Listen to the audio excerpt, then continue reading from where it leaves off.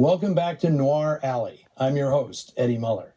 Today's show features another story from the master of prose suspense, Cornell Woolrich. He's the writer whose work has been most prominently featured here. Not surprising, given that during the 1940s, almost everything Woolrich wrote sold to one Hollywood studio or another. No single author provided more grist for the film noir movement.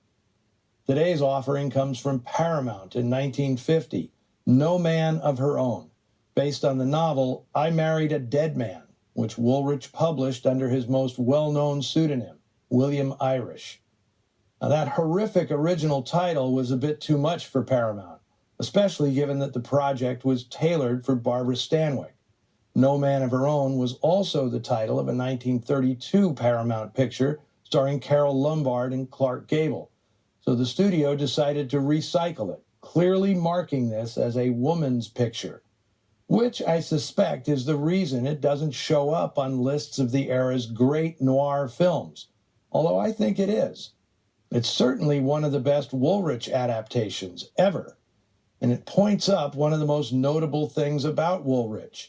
In a genre seen to be male-dominated, where even female writers like Dorothy Hughes and Patricia Highsmith mostly wrote about men, Woolrich often had women as his main characters.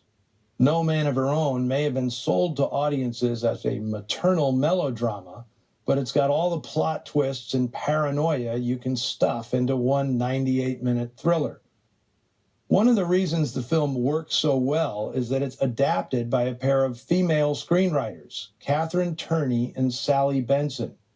Male screenwriters adapting Woolrich tend to fixate on plot, and with Woolrich you can quickly find yourself straining to rationalize outlandish twists or abandoning them altogether for the sake of logic.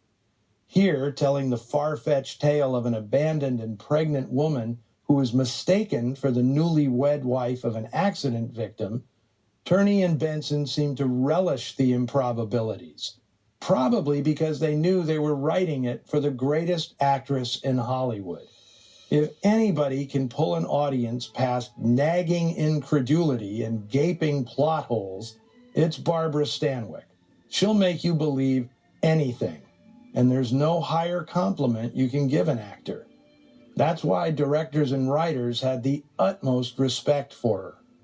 Catherine Turney is not a well-known name to movie fans, but as a contract writer at Warner Brothers during the 1940s, she made invaluable contributions to many women's pictures, typically doing the toughest work, restructuring novels and plays for the screen, which she did on such classics as Mildred Pierce, The Man I Love, and Of Human Bondage, although a male writer usually got the bigger credit. Her co-writer, Sally Benson, was a noted essayist who got her Hollywood break from one of the best, Alfred Hitchcock. He hired her to authenticate Teresa Wright's role in 1943's Shadow of a Doubt. Benson had made her name with a collection of stories about a teenage girl called Junior Miss. She'd also drawn on her own youthful background to create her most famous work, Meet Me in St. Louis. Now, if you're making a woman's picture, you couldn't do much better than having Mitchell Leisen direct it. Back in the 40s, Leisen was as highly regarded as any director in the business, his name as prominent on posters as the leading actors. He was particularly adept with female stars like Claudette Colbert, Jean Arthur, Paulette Goddard, Olivia de Havilland, and Barbara Stanwyck. Later, his luster dimmed, at least among critics, after Preston Sturges and Billy Wilder made disparaging comments about how Leisen had handled their scripts. No Man of Her Own is Leisen's sole noir, but he orchestrates this dark and difficult material beautifully, getting great support from DP Daniel Fapp. He'd already shot 7 pictures for Leisen at this point, most of them romantic comedies. With the noir wave cresting in 1949, its peak year in Hollywood, it was no surprise that these two veteran talents knew precisely how to handle this one. Co-star John Lund was also a Leisen regular, the director obviously seeing something in the actor that the actor didn't see in himself. "I look best from a great distance and in bad light," Lund once said, I have a peculiar face, an odd walk, and about as much sex appeal as a goat. I'm sure you will have your own opinion.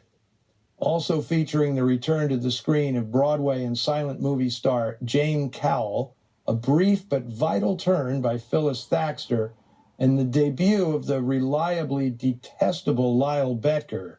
Here is No Man of Her Own.